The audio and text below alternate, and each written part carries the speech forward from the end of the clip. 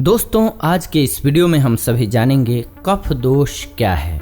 कफ दोष अगर हमारे शरीर में होता है यानी कि कफ असंतुलित हो जाती है हमारी बॉडी में, तो कौन कौन से रोग होंगे हमें, साथ ही साथ कफ दोष को कैसे पहचानेंगे यानी कि इसके लक्षण क्या है, लक्षणों को पहचानना जरूरी है। और कफ दोष अगर हमारे शरीर में हो गया है तो बीमारियां तो होंगी, उन्हें दूर करने के लिए आयुर्वेद के अनुसार क्या उपाय है यानी कि कौन कौन सी चीज़ों का सेवन करके हम अपनी बॉडी में कफ को बैलेंस में ला सकते हैं। इसीलिए ये काफ़ी महत्वपूर्ण वीडियो है। वीडियो को बिना स्किप किए हुए आपसे रिक्वेस्ट है कि अंत तक जरूर देखिए, पूरे जीवन काम आएगा, क्योंकि कफ दोष को पूर्णतः समझ जाएंगे आप इस वीडियो के माध्यम से। इसका पार्ट 2 देंगे हम कि डाइट क्या होनी चाहिए जिससे कि कफ दोष को आप बचा सकेंगे, उससे बचे रह सकेंगे, यानी क्या खाना चाहिए जिनकी बॉडी जो है कफ प्रकृति की है। हम ये भी बताएंगे इसमें कि कैसे निर्धारित करेंगे आप कि आपकी बॉडी कफ प्रकृति की है या फिर पित्त प्रकृति की या वात प्रकृति की। जी हाँ, इसके अलावा दूसरा जो हम आपके लिए इसी चैनल पर एपिसोड लेकर के आएंगे, उसमें आपको कफ पित्त वात तीनों से एक साथ संबंध बता करके जोड़ करके दिखाएंगे। लेकिन आज बात कर रहे हैं इस वीडियो में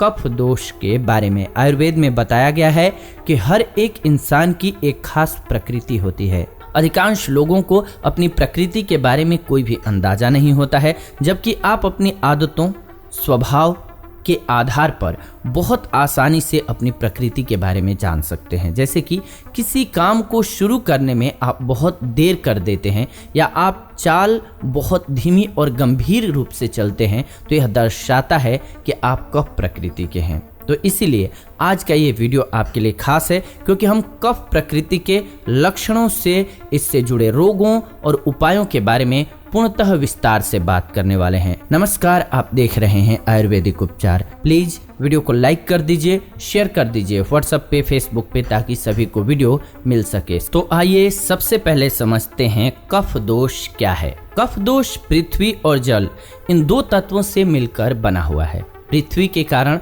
कफ दोष में स्थिरता और भारीपन, और जल के कारण तैलीय और चिकनाई वाले गुण होते हैं। यह दोष शरीर की मजबूती और इम्यूनिटी क्षमता बढ़ाने में सहायक होता है। कफ दोष का शरीर में मुख्य स्थान जो होता है वो हमारा पेट है और छाती है, यानी कि पेट और छाती में मुख्यतः कफ का निवास है। कफ शरीर को पोषण देने के अलावा बाकी दोनों दोषों यानी कि वात और पित्त को भी नियंत्रित करता है। इसकी कमी होने पर ये दोनों दोष अपने आप ही हमारे शरीर में बढ़ जाते हैं। इसीलिए शरीर में कफ का संतुलित अवस्था में रहना बहुत जरूरी होता है। तो कफ दोष के प्रकार होते हैं कुछ, जिन्हें समझना जरूरी है। शरीर में अलग अलग स्थानों और कार्यों के आधार पर आयुर्वेद में कफ को 5 भागों में बांटा गया है। नंबर 1 क्लेदक, दूसरा अवलंबक, तीसरा बोधक, चौथा तर्पक और 5वां है श्लेषक।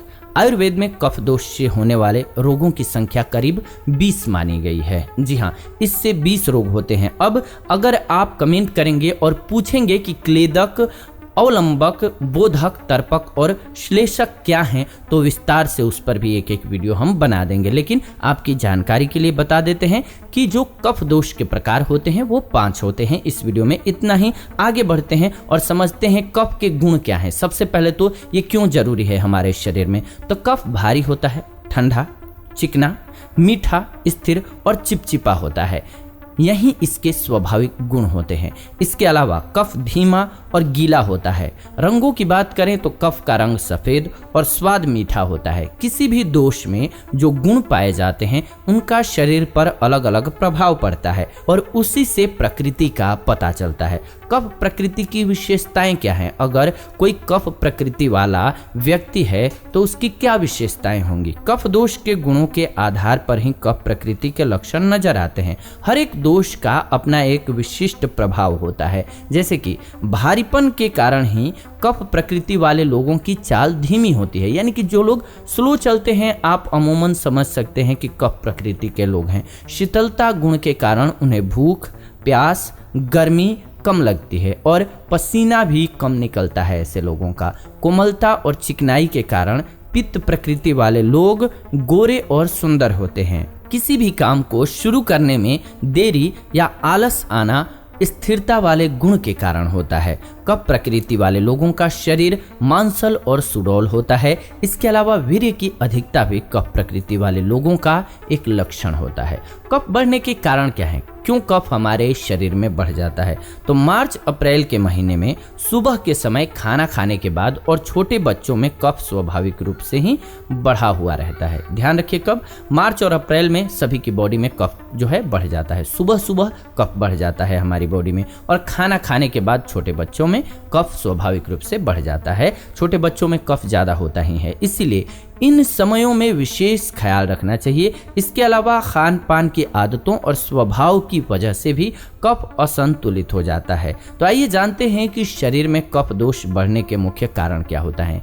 एक बात तो आप समझ चुके हैं कि कफ जो है स्टार्टिंग है सुबह, यानी कि दिन की शुरुआत, उसमें कफ होता है। बचपन यानी कि छोटी उम्र के बच्चों में कफ ज़्यादा होता है, यानी कि आपके जीवन की शुरुआत, उसमें कफ की प्रकृति ज़्यादा पाई जाती है। तो मार्च अप्रैल का महीना जो कि आप हिंदू कैलेंडर के अनुसार देखेंगे तो इसी समय पर हिंदू कैलेंडर स्टार्ट होता है, यानी कि हिंदू कैलेंडर का वर्ष इसी समय चेंज होता है। तो अब हम बात कर रहे हैं कि क्या है शरीर में कफ दोष बढ़ने के मुख्य कारण, इसको समझ लीजिए। मीठे, खट्टे और चिकनाई युक्त खाद्य पदार्थों का अगर आप सेवन ज़्यादा करते हैं तो कफ बढ़ सकता है। मांस मछली का अधिक सेवन करेंगे तो बढ़ सकता है। तिल से बनी हुई चीज़ें, गन्ना, दूध, नमक का अधिक सेवन करेंगे तो बॉडी में कफ बढ़ जाता है। फ्रिज का ठंडा पानी पीने से भी कफ बढ़ जाता है। आलसी स्वभाव और रोजाना एक्सरसाइज न करने से भी कफ बढ़ता है। दूध, दही, घी, तिल, उड़द की खिचड़ी, सिंघाड़ा, नारियल, कद्दू, ये सभी का सेवन करने वालों के भी शरीर में कफ की मात्रा पाई जाती है। तो कफ बढ़ जाने के लक्षण क्या हैं? कैसे पहचानेंगे कि आपकी बॉडी में जितना कफ चाहिए उससे ज़्यादा है? शरीर में कफ दोष बढ़ जाने पर कुछ खास तरह के लक्षण नजर आते हैं। तो कौन से ये लक्षण हैं? हमेशा सुस्ती बनी रहेगी, यानी कि आपको नींद ज़्यादा आने लगे, शरीर में भारीपन लगने लगे, मल मूत्र और पसीने में चिपचिपापन आने लग जाए, पसीना हो तो आपको वो चिपचिपा लगे, शरीर में गीलापन महसूस होने लगे, शरीर में लेप लगा हुआ सा हमेशा महसूस हो आपको, आंखों और नाक से अधिक गंदगी का स्त्राव होने लग जाए। बहुत से लोगों को देखा होगा आपने, आंखों में से भी निकलता है, नाक से भी। अंगों में ढीलापन होने लगे आपके, तो भी समझ जाइए कि ये कफ का लक्षण है। सांस की तकलीफ और खांसी और डिप्रेशन, जी हाँ, ये प्रमुख लक्षण होते हैं कफ बढ़ जाने के हमारी बॉडी में। अगर हमारी बॉडी में कफ बढ़ेगा तो ये होगा। कफ को संतुलित करने के उपाय क्या हैं? अब सवाल ये आता है। तो इसके लिए सबसे पहले उन कारणों को दूर करना होगा जिनकी वजह से शरीर में कफ बढ़ गया है। इसीलिए हमने आपको सबसे पहले कारण बताए। कफ को संतुलित करने के लिए आपको अपने खान पान और जीवन शैली में जरूरी बदलाव करने होंगे। तो आइए अब बात करते हैं कि कफ प्रकृति वाले लोगों को क्या खाना चाहिए तो उनकी बॉडी में कफ का संतुलन सही से बना रहेगा। प्रकृति आप समझ चुके हैं, जो स्लो हैं, आलसी हैं, लगभग समझिए कि कफ प्रकृति के होते हैं। तो ऐसे लोगों को बाजरा, मक्का, गेहूं, किनोवा, ब्राउन राइस इत्यादि अनाजों का सेवन करना चाहिए। सब्जियों में पालक, पत्ता गोभी, ब्रोकली, हरी सेम, शिमला मिर्च, मटर, आलू, मूली, चुकंदर, इन सभी का सेवन करना चाहिए अगर आपकी बॉडी कफ प्रकृति की है तो। जैतून के तेल और सरसों के तेल का उपयोग करना चाहिए। छाछ और पनीर का सेवन करना चाहिए। तीखे और गर्म खाद्य पदार्थों का सेवन करें। सभी तरह की दालों को अच्छे से पका करके खाएं। नमक का सेवन कम करें। पुराने शहद का उचित मात्रा में सेवन जरूर करें। तो ये बहुत जरूरी है कफ प्रकृति वालों के लिए। कफ प्रकृति वाले लोगों को क्या नहीं खाना चाहिए, ये बहुत इंपॉर्टेंट है। तो मैदे और इससे बनी हुई चीजों का ऐसे लोगों को त्याग कर देना चाहिए। एवोकेडो, खीरा, टमाटर, शकरकंद के सेवन से इन्हें बचना चाहिए। केला, खजूर, अंजीर, आम, तरबूज के सेवन से परहेज करना चाहिए ऐसे लोगों को। तो क्या हमेशा ही परहेज करना चाहिए?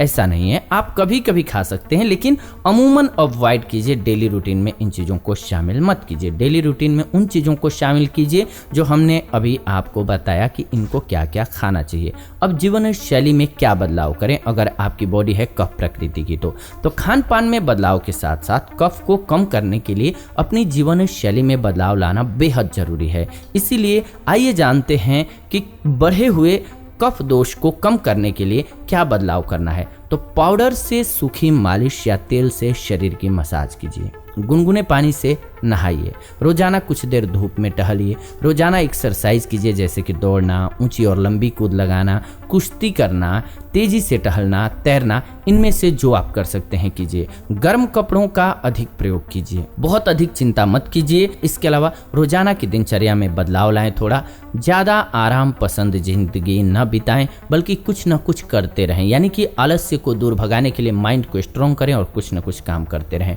कफ बहुत ज़्यादा बढ़ जाने पर उल्टी करवाना सबसे ज़्यादा फायदेमंद होता है। इसके द्वारा आयुर्वेदिक चिकित्सक द्वारा तीखे और गर्म प्रभाव वाले औषधियों की मदद से उल्टी कराई जाती है। असल में हमारे शरीर में कफ अमाशय और छाती में सबसे ज़्यादा होता है। उल्टी यानी कि वमन क्रिया करवाने से इन अंगों से कफ पूरी तरह से बाहर निकल जाता है। तो ये एक तरीका है बहुत ज़्यादा कफ बढ़ जाए तो। कफ की कमी के लक्षण क्या है, ये तो बात हमने किया कि कफ हमारे शरीर में बढ़ जाए तो क्या हो सकता है, लेकिन कमी से भी दिक्कत होती है। तो क्या दिक्कत होगी? कफ बढ़ जाने से समस्याएं हमने आपको बताया और ये आम है, लेकिन क्या आपको पता है कि कफ की कमी से भी आपको बहुत सी समस्याएं हो सकती हैं? जी हाँ, जैसे कि शरीर में रूखापन, शरीर में अंदर से जलन महसूस होना। आपकी बॉडी में कफ जब पर्याप्त मात्रा में नहीं होगा तो आपकी बॉडी में जलन लगेगी। फेफड़ों, हड्डियों और हृदय और सिर में खालीपन सा महसूस होने लगेगा, बहुत प्यास लगने लगेगी, कमजोरी महसूस होने लगेगी और नींद की कमी हो जाएगी। कफ की कमी का उपचार क्या है? कफ की कमी होने पर उन चीज़ों का सेवन करें जो कफ को बढ़ाते हों, जैसे कि दूध, चावल।